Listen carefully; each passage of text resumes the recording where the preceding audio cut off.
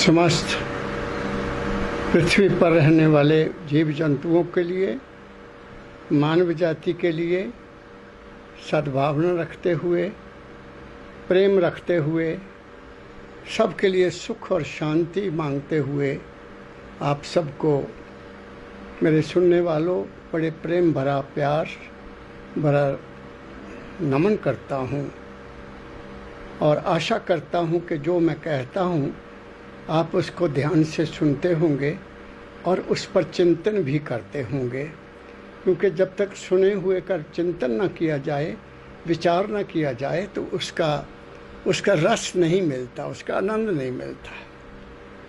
तो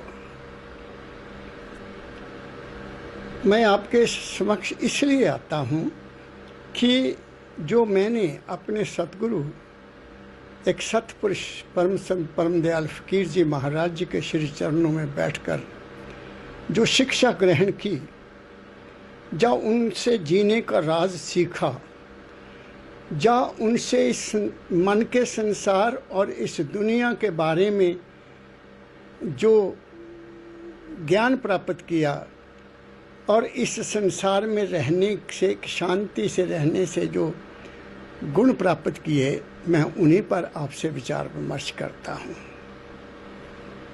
एक बार महावारी सत्संग पर मैं हाजिर हुआ था।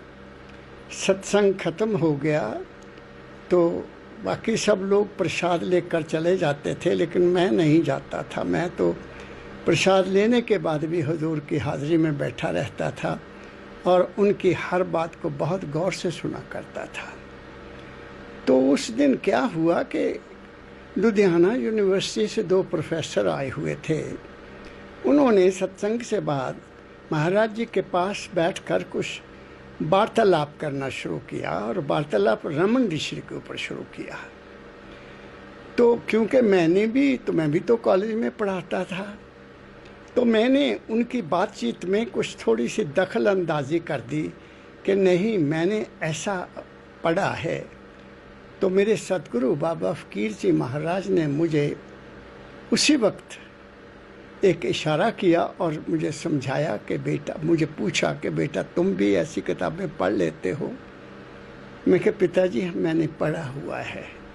मुझे उन्होंने आदेश दिया कि आपको आलिम नहीं बनना है। आलिम मीन विद्वान, किताबों पर नहीं चलना है, आपको आमिल बनना है, अमली जीवन को अडॉप्ट करना है और उसके लिए तुम्हें अपने मन की ही किताब को पढ़ना है और किताबें पढ़ने की ज़रूरत नहीं है। ये एक उनका मुझे दिया हुआ आदेश मेरे जीवन का अंग बन गया और मैंने बहुत कुछ मन के अध्ययन करने से जो सीखा उसका प्रमाण देते हुए दाता दयाल महर्षि शिवव्रत लाल जी की वाणी का सहारा लूँगा।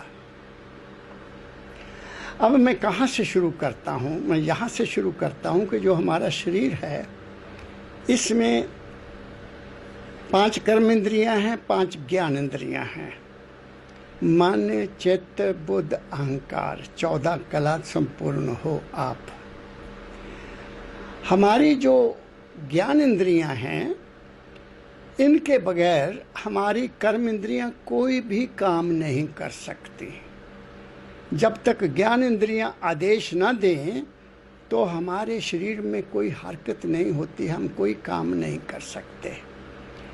और जो हमारी ज्ञान इंद्रियां हैं वो मन के अधीन हैं। ज्ञान इंद्रियों को मन आदेश देता है। आँख में बैठेगा तो आँख को गाइड करेगा, कान में बैठेगा तो सुनने का गाइड करेगा, सूंघने के लिए, चखने के लिए या किसी चीज़ को छूने के लिए ये हमारा मन हमें गाइड करता है। आप अपने आप में इस बात पर विचार करके देखिए। अब मन, ये 5 कर्म इंद्रियां, हमारी ज्ञान इंद्रियां फिर गलती क्यों करती हैं?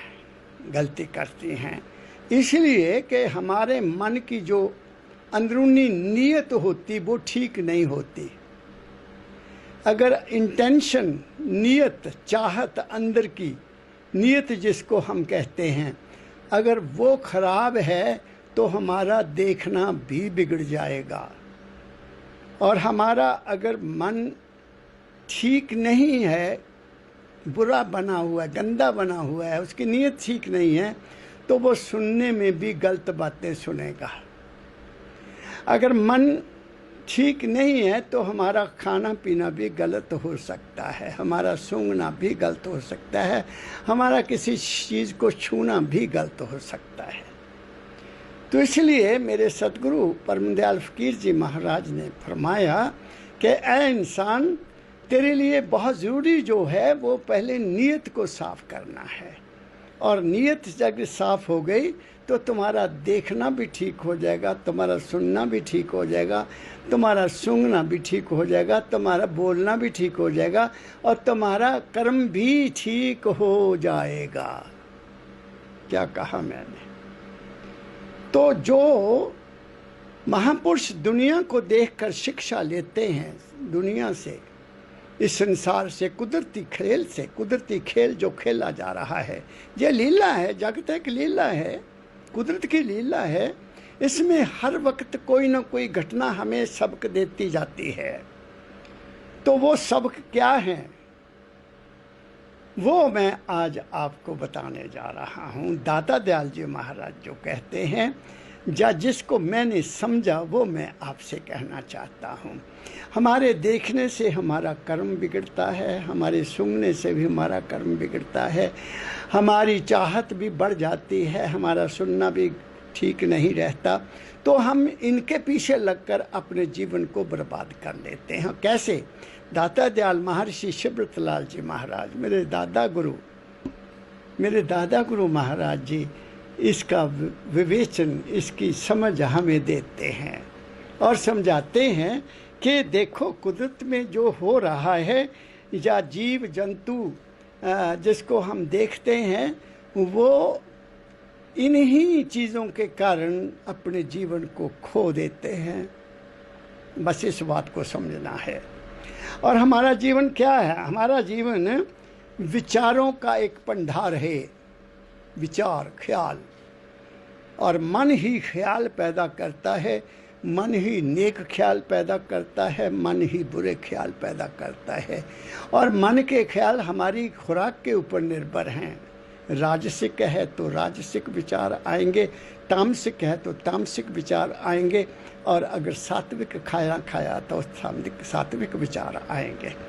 तो जो मन के ख्याल हैं वो ही हमारे जीवन को बनाने वाले हैं, और वो ही हमारे मन को बिगाड़ने वाले हैं।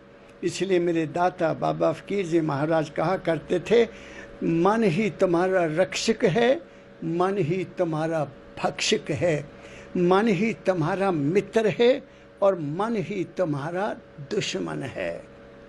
क्या कहा मैंने? समझने की बात करो। अब दाता दयाल जी महाराज कुछ मिसालें दे देकर हमें समझाते हैं, कुछ उदाहरण देते हैं कि भी इन जानवरों ने, इन पशुओं ने, इन पक्षियों ने जल्द गलती खाई तो जीवन ख़त्म कर लिया। हम क्या करते हैं? हम भी तो मन के पीछे लगकर अपने जीवन को बर्बाद करते हैं। तो मैं शुरू करता हूँ। दाता दयाल जी महाराज जी का बहुत प्यारा शब्द है। वो कहते हैं, जग लीला परख चित चेत गया। चित चेत गया, मन के बाद चित्त आता है। चिंतन करने वाली हस्ती तुम्हारे अपने अंदर है। दाता दयाल महर्षि शिवव्रतलाल जी फरमा रहे हैं कि मैंने जगत के लीला को बहुत अच्छी तरह से देखा और उसको परखा, और उससे क्या समझा कि जहाँ क्या हो रहा है संसार में, उसके बारे में वो अपने विचार भिन्न भिन्न तरीके से हमें समझाने की कोशिश करते हैं। वो कहते कैसे? चेत गया चित चेत गया, जग लीला परख चित चेत गया। कैसे चेता? कहते हैं, रेशम का कीड़ा अज्ञानी मोह नींद में सोया। रेशम का कीड़ा क्या करता है?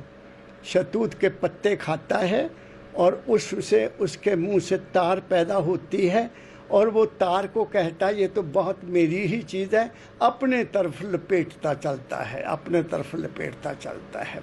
उससे फ्री नहीं होता कि उसको छोड़ दूँ, खाया तो छोड़ दूँ। जैसे कोई भी जानवर खाता है वो गोबर कर देता है, हम खाते हैं, हम बाहर बाथरूम जाते हैं, अपने मल को बाहर फेंक देते हैं, लेकिन उसने नहीं ऐसा किया। वो कहते हैं रेशम का कीड़ा अज्ञानी मोह नींद में सोया, अपने बंधन मुआ आप फंस, बिरथा जीवन खोया। अपने बंधन मुआ आप खुद।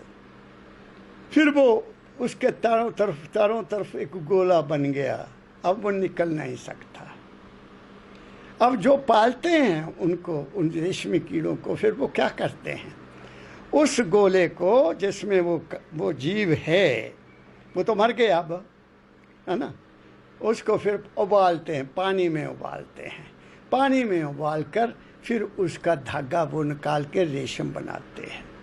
हम क्या करते हैं, हम अपने ख्यालों की एक संसार अपने तरफ बना लेते हैं। किसी को बुरा मान लिया तो बस बुरा ही तुम्हारे साथ हो जाएगा, किसी को अच्छा मान लिया तो अच्छा ही हो गया। अगर किसी को देवी मान लिया तो वो आपके लिए देवी है, अगर किसी को आपने देवी नहीं माना तो आपके लिए वो देवी नहीं है। इसलिए तो संतों ने कहा मनने की गत कही न जाए, मानने पर तुम हो बनाने वाले किसी को। इसीलिए संतों ने कहा कि संत जो होते हैं, संत ईश्वर और परमेश्वर को पैदा करने वाले हैं। क्या कहा मैंने? तो तुम अपना ख्याल देखो, तुम इन मिसालों से समझने की कोशिश करो जो दाता दयाल जी महाराज आपको कहना जा रहे हैं। आगे कहते हैं फिर दाता दयाल जी महाराज, मछली जीव स्वाद रस भूखी। अब मछली की मिसाल देते हैं। मछली जीव स्वाद रख भूखी, चारा देख के झूली। चारा देखा, कोई चीज़ देखी लटकती हुई बाहर से, तो बस छलांग लगाई, उसको मुंह में डाल लिया। क्या हुआ फिर? मछली जीव स्वाद रस भूखी, चारा देख के भूली, कटियां के कांटे उरझानी, मृत्यु फडोले झूली। आहा, आपने देखा मछली पकड़ने वाले क्या करते हैं? कांटा फेंकते हैं, उसमें कुछ न कुछ लगाया होता है जो मछली बहुत पसंद करती है, और जैसे वो डाला उसने देखा, भागकर उसको मुंह में डाल लिया। उसने रस्सी खींची, डोरी खींची, कांटा मुंह में फंस गया, और फिर क्या हो गया, ऐसे मारता ऊपर को, ऐसे ऐसे तड़पती है वो, मरी ना। किस चीज़ के कारण? अपनी भूख, अपनी रचना के स्वाद से। हालांकि सागर में उसके लिए बहुत कुछ खाने के लिए है, कोई कमी नहीं है। जहाँ वो मछली होती है, कुदरत ने उसके लिए पानी में ही सब कुछ पैदा किया हुआ है। पानी में रहने वालों के लिए पानी में सब कुछ पैदा किया हुआ है, ज़मीन पर रहने वालों के लिए ज़मीन में सब कुछ पैदा किया हुआ है, अरे भूमि के अंदर रहने वालों के लिए वहाँ उनके लिए सब कुछ पैदा किया हुआ है। क्या कहा मैंने? तो इसलिए दाता दयाल कहते हैं, अरे जीव के रस के पीछे हम भी पता नहीं क्या क्या खाते हैं। भूख लगी हो, भूख ना लगी हो, समय हो, समय ना हो, तो हम परवाह नहीं करते। जो मिला जब मिला हम खाते हैं।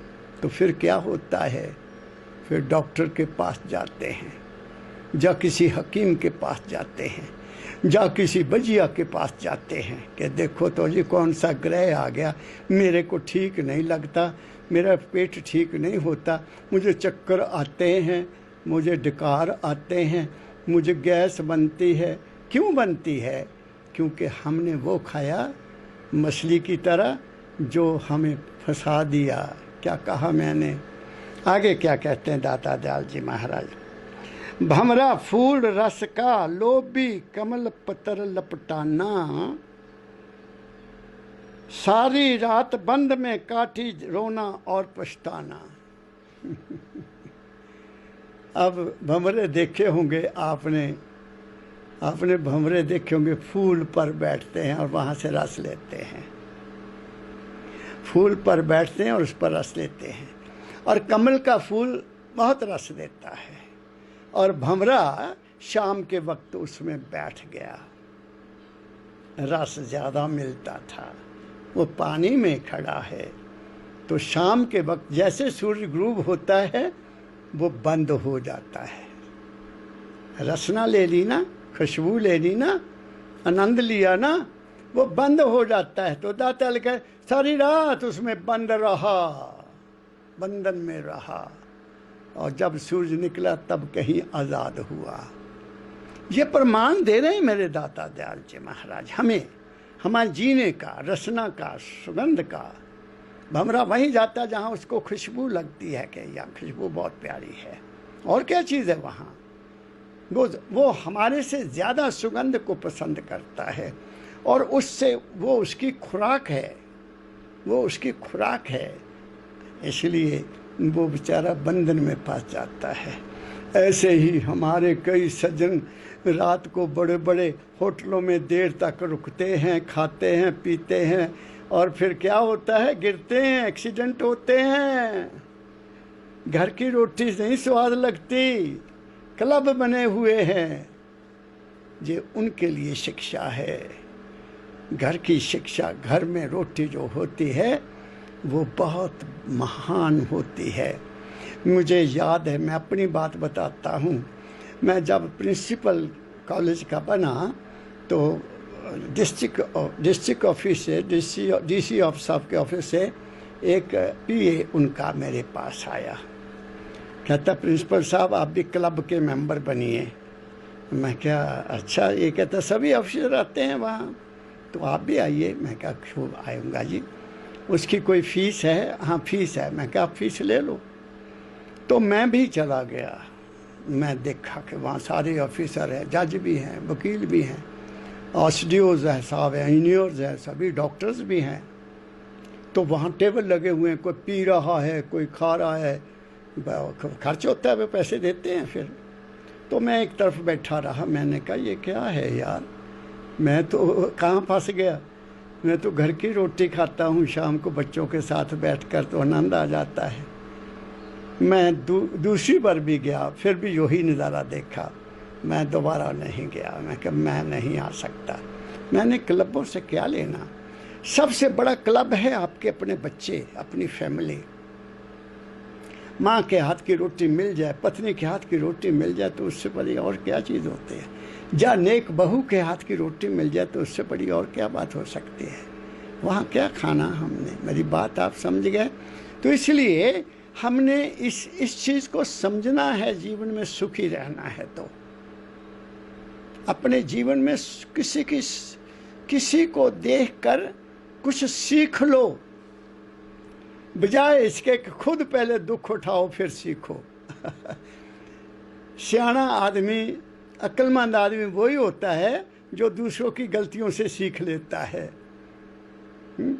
सब कुछ लुटा के होश में आए तो क्या किया, जब खुद ही बर्बाद हो गया। सीख चलो पहले वहाँ के देख लें तो फिर क्या फायदा उसका हो गया।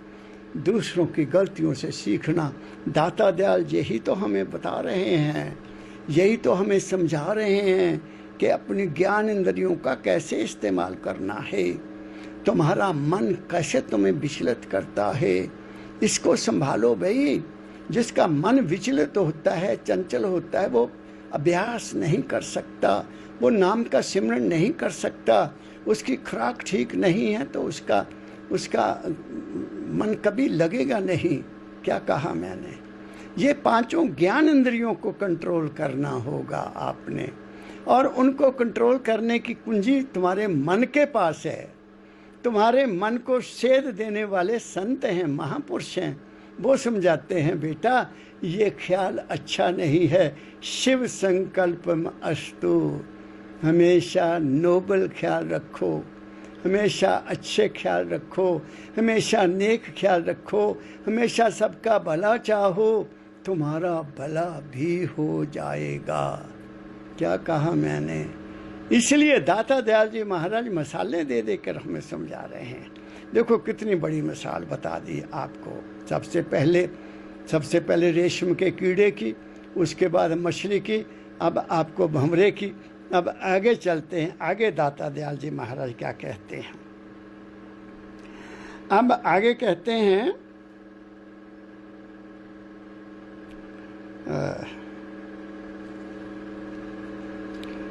अब आंखों की सुंदरता देख दिया, सुंदर अगली बात कहते था, सुंदर रूप देख क्यों मोहे बुद्धि विवेक न खोना। सुंदर रूप को देखकर कहते हैं तुम्हारी बुद्धि और विवेक सब खत्म हो जाता है। इंसान की खूबी क्या है? इंसान में विवेक है, समझ है, सोचने की शक्ति है, बाकी में नहीं है, बाकी पशु पक्षियों में नहीं है। बुद्धि उनकी भी है, लेकिन वो गलत रास्ते पर नहीं चलते। अब देखो, दरख्त के साथ बेल लगा दो आप, वो चढ़ जाती ऊपर, इधर को नहीं जाती, उधर को नहीं जाती, दरख्त के ऊपर चढ़ती और दरख्त से भी ऊपर चल जाती है। उनको बुद्धि है, ऐसी बात नहीं है, लेकिन विवेक नहीं है। कई चीज़ों में विवेक नहीं, समझ नहीं है कि ये करना है या ये नहीं करना है। जैसे जानवर हैं, उनको एक ही बात पता कि पेट भरना है, जो मिल गया उनमें भी नॉन वेजिटेरियन और वेजिटेरियन भी हैं। कई नहीं खाते, केवल घास फूस खाते हैं, दाना खाते हैं, किसी जीव को नहीं खाते। क्या कहा मैंने? तो दाता दयाल जी महाराज कहते हैं सुंदर रूप देख क्यों मोहे बुद्धि विवेक न खोना। कैसे? दीपक ज्योत पतंगा जलता अंत पीठ सिर रोना। दीपक जलता है, पतंगे को बहुत सुंदर लगता है, आ जाता है वहाँ, उसके चारों तरफ जाता है, उसमें छलांग लगाता है, उसको पार करता है, और ऐसे ऐसे वो अपने पंख जलाकर ख़त्म हो जाता है।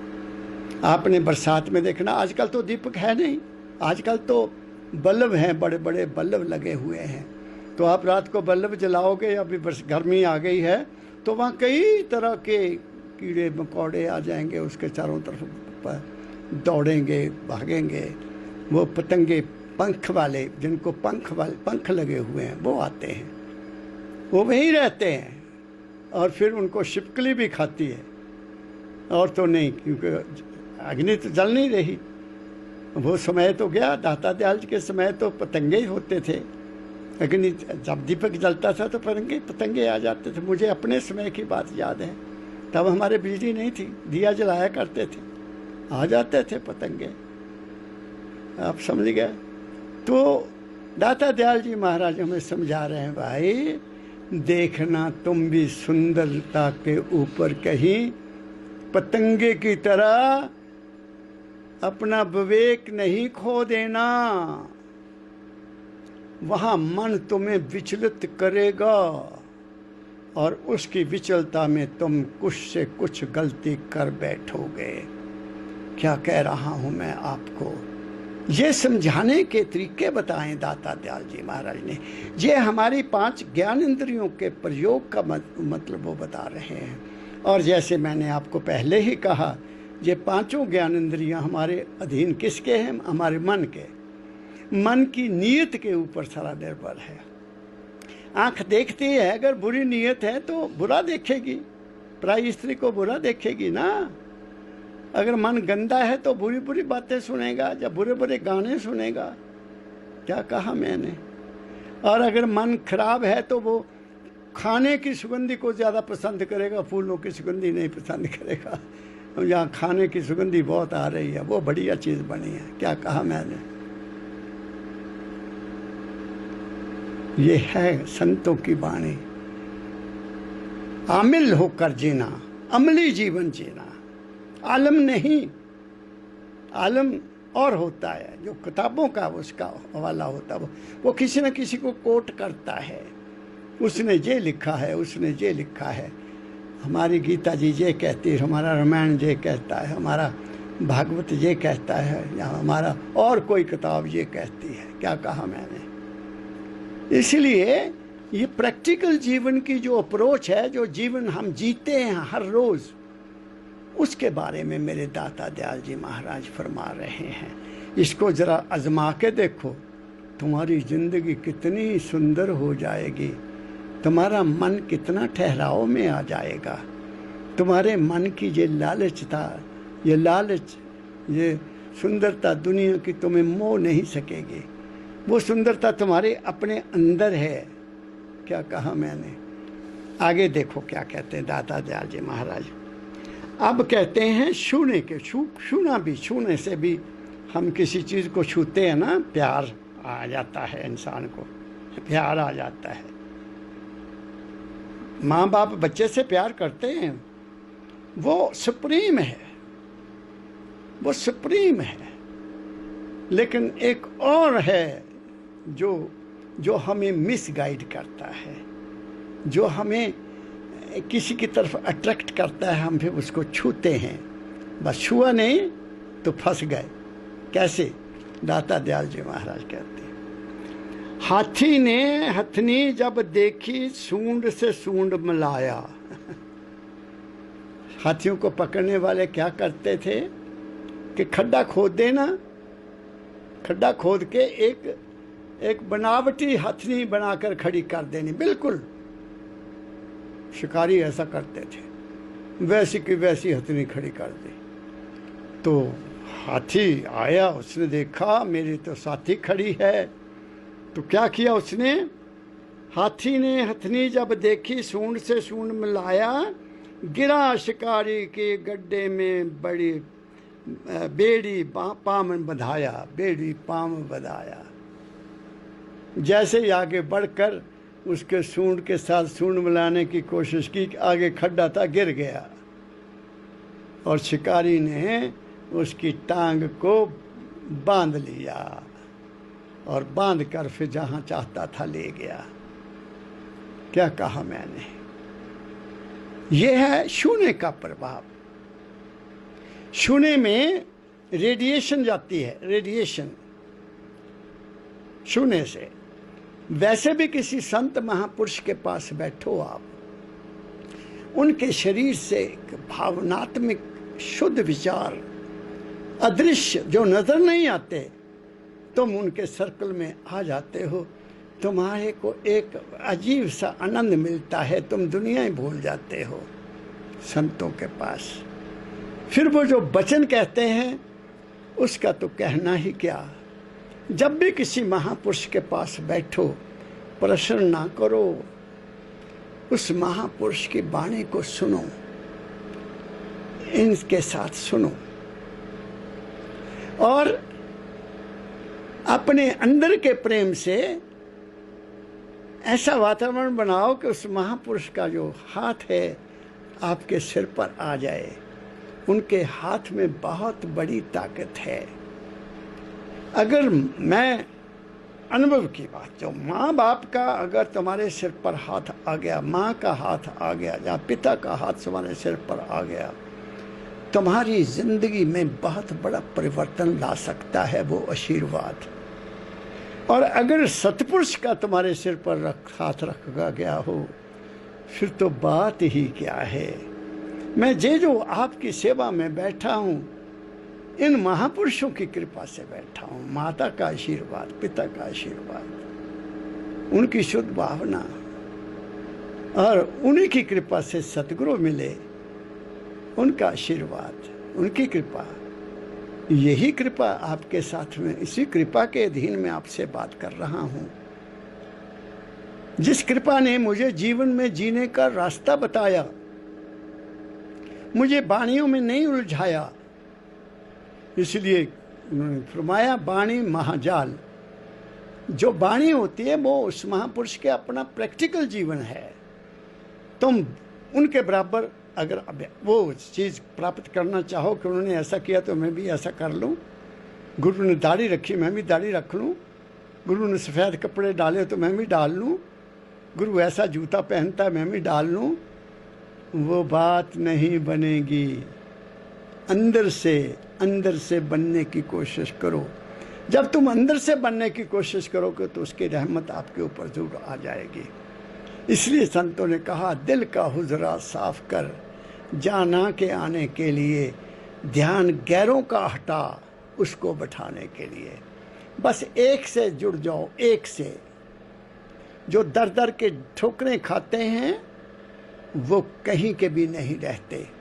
मुझे एक लड़के का फ़ोन आया कुछ दिन पहले, तो उसने कहीं से नाम लिया हुआ है, वो मेरे भी संपर्क में आया। मैंने उसको ये कहा, बेटा गुरु एक ही होता है और बाणी भी एक ही होती है, तुम्हारे समझने की बात है, तुम ले लो। गुरु तो खुला भंडार है, जो मर्जी ले लो उनसे, तुम्हें मिल जाएगा।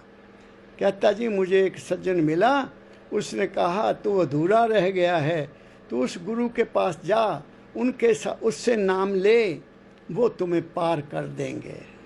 उसने मुझे कहा मैंने कहा अगर पहले गुरु से तुम पार नहीं हुए तो क्या दूसरा गुरु तुम्हें पार कर देगा? गुरु तो एक ही होता है, और गुरु ज्ञान है, गुरु आदमी नहीं है। तुम तो आदमी को जफ्फा पार कर बैठ गए, उसके ज्ञान को पकड़ा ही नहीं, उनके शब्द को पकड़ा ही नहीं, उनकी समझ ली नहीं, उनसे ज्ञान प्राप्त किया नहीं, जफ्फा मार के बैठ गए। क्या कहा मैंने?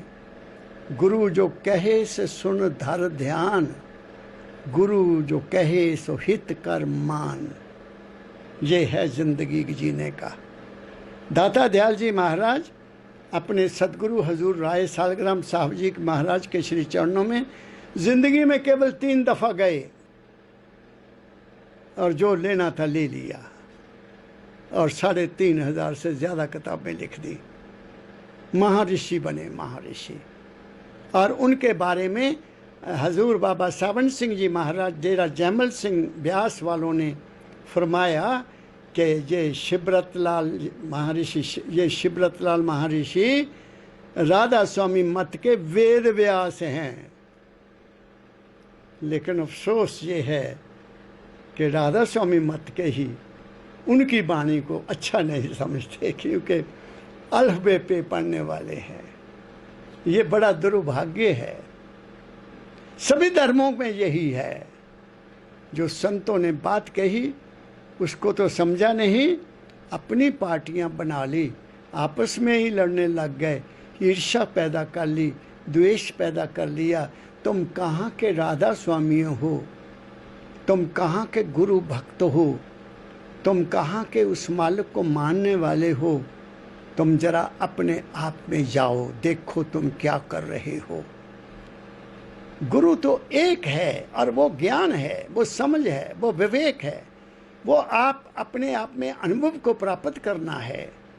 अगर गुरु की वाणी पर नहीं चले, उनका कहना ही नहीं माने, या कभी उनके दर्शन नहीं करने गए, या उनके चरणों में कभी बैठे नहीं, तो कैसे प्राप्त होगा मेरे दोस्तों, मेरे सुनने वालों।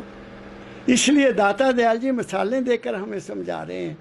अगर और कुछ नहीं तो कम से कम ये जीवन तो बना लो, ये समझ तो ले लो। क्या कहते हैं दाता दयाल जी महाराज? अपने संसार की, बाहर के संसार से देखकर अपने संसार को बना लो। तुम हो अपने संसार को बनाने वाले। वो संसार तुम्हारा अपने ख्याल हैं, वो संसार तुम्हारी अपनी आँखों ने बनाना है, वो संसार तुम्हारे सुनने ने बनाना है, वो संसार तुम्हारे खाने ने बनाना है, वो संसार तुम्हारी अपनी वाणी ने बनाना है। और वो वाणी और देखना सुनना सब कुछ जो भी है वो तुम्हारी मन की नीयत पर निर्भर है। क्या कहा मैंने? निचोड़ बता दिया मैंने आपको। मानो ना मानो आपकी मौज। मैं तो आपका सेवक हूँ, मैं तो दर्द दिल रखता हूँ मेरे जैसे सुनने वाले प्रेमियों के लिए। दर्द दिल से बात कहता हूँ कि ऐसे नहीं, ऐसे चलो। आगे क्या कहते हैं दाता दयाल जी महाराज?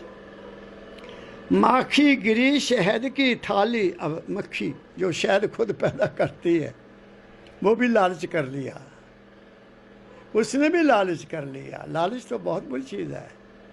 मक्खी गिरी शहद की थाली, पंख गए लिपटाई। अब जब पंख उसके लिपट जाते हैं ना मिठाई से, फिर वो उड़ नहीं सकती। कैसे उड़ेगी? नहीं उड़ सकती। पानी में भी भीग जाए तो भी नहीं उड़ सकती। पंख तो सूखे होने चाहिए। मगर लालच बुरी चीज़ है। माखी गिरी शहवत की थाली, पंख गए लिपटाई, लालच बुरी बला है भाई, सिर धुन जान गवाई। लालच बुरी बला है। लालच और मोह, लालच और मोह और लोभ, ये क्या है? ये हमारी ज़िंदगी की जंजीरें हैं, हमें बांधती हैं। कितना खाना है? ज़िंदगी की ज़रूरियात क्या है? खाने को रोटी, पहनने को कपड़ा, रहने को मकान, घर में सुख और शांति, बच्चों में प्रेम और तंदुरुस्ती, है ना? लेकिन हमने न जाने कौन कौन से पापड़ बेल लिए। ये भी चाहिए, वो भी चाहिए, वो भी चाहिए, वो भी चाहिए, रखो, लेकिन ज़रूरत से ज़्यादा नहीं। ज़रूरत से ज़्यादा क्या ज़रूरत है? क्या पता कब चिट्ठी आ जाए, जो रखा धरे का धरा वही रह जाए। क्या कहा मैंने? लिव हैप्पीली, खुशी से जियो, सुख से जियो, प्रेम से जियो। अपने आप का जो अपना आपा है उस पर ध्यान रखो, कहीं उसका नुकसान ना हो जाए। बाकी जो नुकसान होता जाए कोई परवाह नहीं, लेकिन तुम्हारे अपने सेल्फ का, तुम्हारे अपने आपे का, वो क्या है? तुम्हारी अपनी सुख शांति, तुम्हारे शरीर की शांति तंदुरुस्ती के साथ, तुम्हारे मन की शांति गुरु के सहारे के साथ, तुम्हारी आत्मिक शांति गुरु के ज्ञान के साथ, और तुम्हारे अपने आप की शांति अपने आप को समझने के साथ। क्या कहा मैंने? विचार कर लो, विचार कर लो। इसलिए दाता दयाल कहते हैं लालच बुरी बला है भाई, लालच नहीं करना। फिर आगे क्या कहते हैं? अब बाणी पर बात आती है। कुछ चीज़ें ऐसी हैं, राग, बाणी, कोई सुरीली आवाज़, और उसके ऊपर भी हम लट्टू हो जाते हैं। लेकिन अब तो हमारा जो गाना सिस्टम है, जो गाने की परंपरा आ गई है, वो सब बिगड़ गई। कहीं कहीं सूफी गाने वाले हैं, कहीं कहीं पुराने गायक हैं जो पुराने गायकी के ऊपर गाते हैं, जो धुनों के ऊपर गाते हैं, जो सुरों के ऊपर गाते हैं। अब तो झूमते हैं, गाते क्या हैं? ऐसे लगता है जैसे मक्खियाँ, लड़ने वाली मक्खियाँ आ गई हों और वो दौड़ दौड़ के तड़फ रहे हैं, दौड़ रहे हैं। बैठ कर गाया जाता है, नाच कर नहीं गाया जाता। क्या कहा मैंने? तो हम क्या करते हैं? हमें और कितने ढम ढम कितने बाजे बजते हैं। और गाने वालों को ये भी नहीं पता कि जब गाया जाता है तो उस वक्त जो साज हैं उनकी आवाज़ को बंद किया जाता है। लेकिन अब तो साज उसी स्पीड से चले हुए हैं और पता नहीं लगता वो गाने वाला क्या गा रहा है। मुझे किसी ने कोई रिकॉर्डिंग भेजी, अच्छी रिकॉर्डिंग सी, लेकिन उस लड़की ने अपना जो हारमोनियम था उसकी आवाज़ को पूरी ट्यून में रखा। और मैंने कहा भाई इसको तो गुरु नहीं मिला, वो तो आवाज़ बिल्कुल बंद हो जाती है। और जब गायक गाना गा अपनी गायकी को पेश कर देता है, फिर उसके बाद उसके ऊपर वो हाथ जल्दी चलाता है। अब ये तो है ही नहीं। क्या कहा मैंने? जब गायकी हो पूरी, सुर में हो, राग में हो, तो तुम्हारा सिर झूम जाएगा।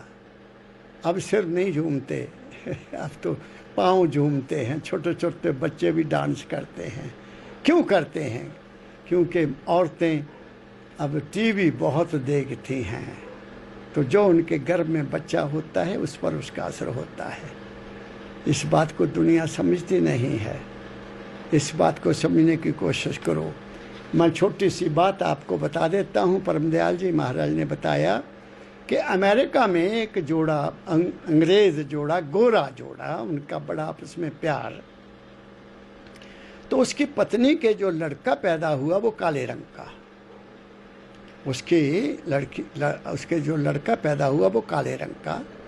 तो उसके पति को शक पड़ गया कि ये मेरी पत्नी कैरेक्टरलेस है, ये काले रंग का बच्चा इसने कहाँ से ले लिया। उसने उसके ऊपर दावा कर दिया कि ये कैरेक्टरलेस है, इसने मुझको धोखा दिया है। तो जज साहब ने बड़ा विचार किया, तो उस विचार, बहुत समझदार होते हैं जज साहब, तो उन्होंने कहा अच्छा भाई मैं आपके घर चलूँगा। तो उनके घर गए, उनको पूछा मैडम आपका सोने वाला कमरा कौन सा है। तो वो अपने बेडरूम में ले गई। तो वहाँ क्या देखती है, जज ने क्या देखा कि जहाँ वो सोती है उसके सामने दीवार के ऊपर एक हफ्शी की फ़ोटो लगी हुई है, हफ्शी के, काले रंग का हफ्शी, यू नो, बिल्कुल काले रंग का बड़ा सा डॉल। ओहो, डॉक्टर साहब, जज साहब समझ गए कि सुबह उठती तुम इसको तो नहीं देखती थी। कहते हाँ जी, ये तो सामने तो है मेरे में, देख लेती थी। तो जज ने उसको समझाया, बच्चा इसने इस काले आदमी को देखा, लगातार देखा, जबकि बच्चा इसके घर में पल रहा था, उसका रंग उस बच्चे को मिल गया। अब तुम सोचो कि अब हमारे माताएं बहनें जो बच्चों को जन्म देती हैं, क्या जो वो देखती हैं, जब वो सुनती हैं, क्या वो खाती हैं, क्या उन बच्चों पर असर नहीं होता? होता है। कोई ये चीज़ नहीं बताता, बाकी सब कुछ बताते हैं साइंसदान। ऐसी फसल पैदा करो, ऐसे पशुओं की नस्ल पैदा करो, दूध ज़्यादा बढ़ जाएगा। लेकिन हमारे इस वक्त के समाज में जो हमारे संस्कार थे, 16 संस्कार हमारे समाज के, हमारे सनातन धर्म के, सभी धर्मों के मैं कहूँगा कुछ संस्कार थे, वो सब खत्म हो गए हैं। इसलिए हमारी औलाद जो आ रही है वो इनडिसिप्लिन है, वो मन मर्जी करती है, क्योंकि माता पिता में मन मर्जी रही है, जन्म देने वाली में मन मर्जी रही। तो नवी बात मैंने आपको एक और बता दी। सोचो समझो, हम जिम्मेदार हैं अपने बच्चों के कैरेक्टर के, हम जिम्मेदार हैं हम अपने बच्चों के विचारों के, हम जिम्मेदार हैं अपने बच्चों की खूबसूरती के। हम ही सब कुछ हैं। क्या कहा मैंने? भगवान को दोष मत दो, किसी को दोष मत दो। इसलिए मैं दाता दयाल जी महाराज की वाणी आपके सामने ला रहा हूँ, और परम दयाल जी महाराज जी से जो ज्ञान लिया वो आपसे बांट रहा हूँ। आगे चलता हूँ। मक्खी भी मर गई। अब हिरण की बात आती है। हिरण बीन के शब्द का प्रेमी, बीन के राग सुनाया, लुभाया। जो हिरण मारने वाले हैं ना, हिरण अब तो गोली मारते हैं, तब नहीं था। तब शिकारी जो होते थे वो बीन बजाते थे, और हिरण को बीन की आवाज़ बहुत सुंदर लगती है। वो वहाँ दौड़ा जाता है, तो जैसे दौड़कर सामने आता है, तीर मारा और उसको मार दिया। दाता दयाल जी कहते हैं, हिरण बीन के शब्द का प्रेमी, बीन के राग लुभाया, मतवाला हो सन्मुख आया, अपना शीश कटाया। मतवाला हो गया, गाना सुना और मतवाला हो गया, वहाँ भागा गया।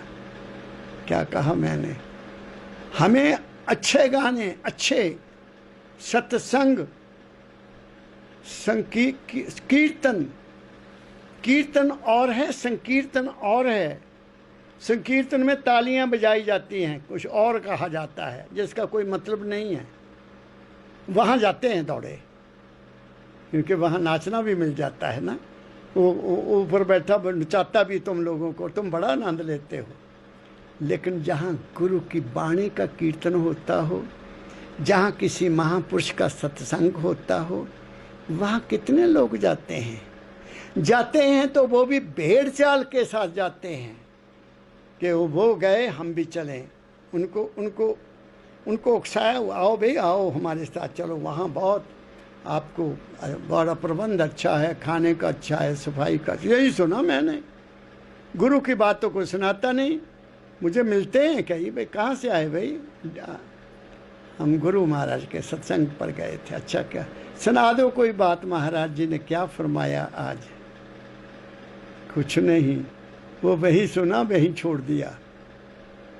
और बता देंगे लंगर का बहुत बढ़िया प्रबंध था, कितारों में बैठते हैं, बड़ा आनंद, बहुत ही अच्छी डिसिप्लिन, बड़ा अच्छा।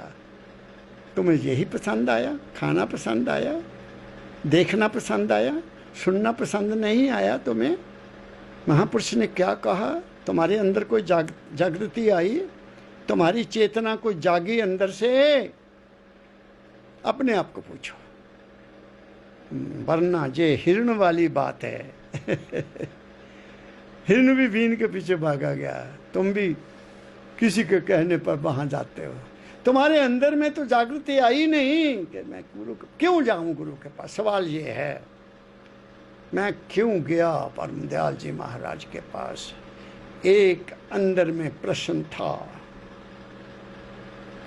कौन सा प्रश्न था? मुझे कोई ये बता दे कि मैं इस दुनिया में क्यों आया, मैं क्या हूं और कहाँ जाऊंगा, कहाँ रास्ता भूल गया। ये प्रश्न मुझे अपने सदगुरु बाबा फकीर ने मुझे खींच लिया। मैं तो उनके बारे में कुछ जानता भी नहीं था, मुझे तो पता भी नहीं था। मुझे खींच लिया अपने श्री चरणों में और ऐसे पोसना जानते ना, पालना और चीज़ है, पोसना और चीज़ है। पाला तो मुझे माता पिता ने, उन्होंने पोसा, मुझे तैयार किया, जिंदगी में जीने का रास्ता बताया। गुरु पोसता है, गुरु पालता नहीं है। गुरु वो आपको जीने का राज बताता है, कैसे जीना है, कौन सी चीज़ अच्छी है, कौन सी बुरी है, और तुम्हारे मन को चेतवान कर देता है। तुम्हारा मन जाग गया, अंदर की चेतना जाग गई, तुम्हें जीने का राज मिल गया। इसलिए दाता दयाल जी महाराज अब गाने पर आ गए। कहते हैं बीन सुनी, और बीन सुनने का वो बहुत शौक रखता था, और वहीं पर वो मारा गया। शिकारी ने उसको मार दिया और उसका गला काट दिया। सोचो मेरे विचार को, दाता दयाल जी महाराज की वाणी आपसे कह रहा हूँ। अब आगे चलते हैं। दाता दयाल जी महाराज ने मतवाला हो सन्मुख आया, अपना शीश कटाया। अब फिर कहते हैं, जितने परखी विषय की लीला, मन में उदासी छाई। विषय क्या होते हैं? जिनसे हमें आनंद मिलता है। एक शारीरिक आनंद है, एक मानसिक आनंद है ना? शारीरिक आनंद भी तुम लेते हो, खा पीते हो, भोगों में व्यस्त होते हो। एक आंखों का आनंद है, देखकर भी खुश होते हो। एक सुनने का आनंद है। दाता दयाल जी कहते, मैंने इन सभी विषयों के, आंखों के विषय, कान का विषय, स्वाद का विषय, सूंघने का विषय, हाथ लगाकर देखने का विषय, और विचारों का विषय, सब की लीला मैंने देख ली।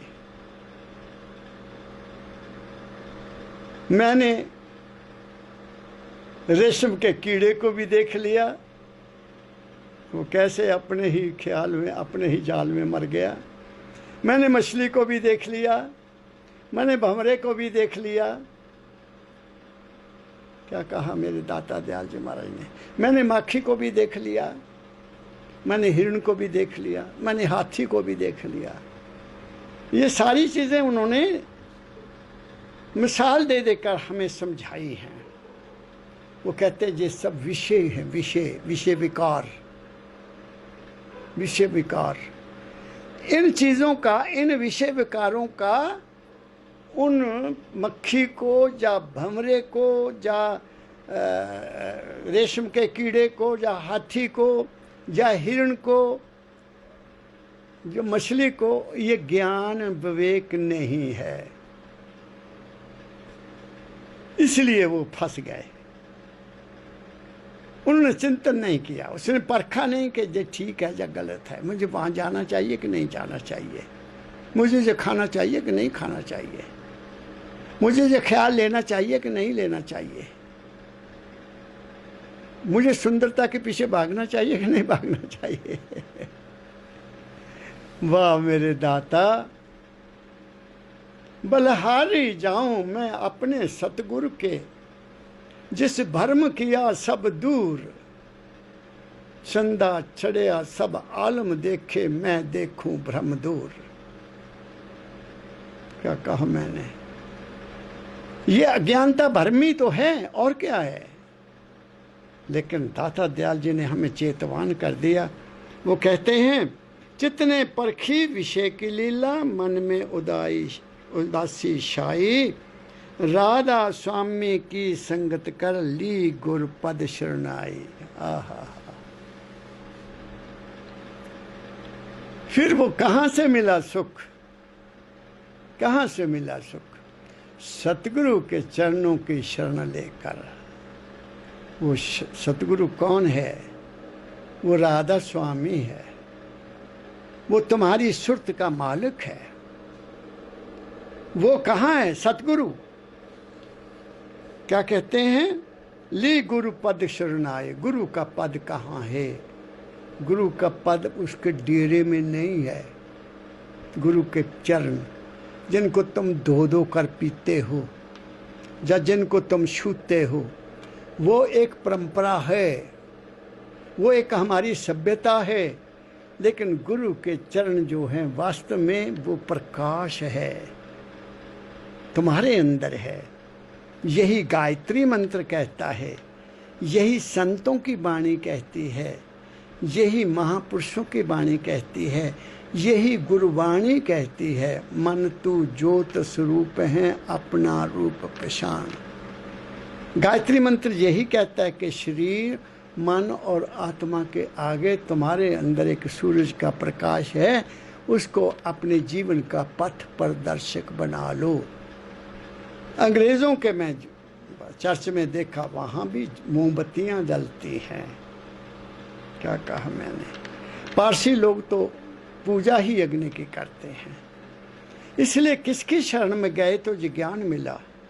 दाता दयाल कहते सतगुरु की शरण में मैं गया और वहाँ इन चीज़ का भेद पता लगा। वहाँ पता लगा कि ये हमें कहाँ तक लाभदायक है, कहाँ तक हमारे हानिकारक हैं। तो मैंने बहुत डिटेल से आपके साथ ये विचार विमर्श किया कि हमारी ज्ञान इंद्रियां जो हैं ये किसके अधीन हैं?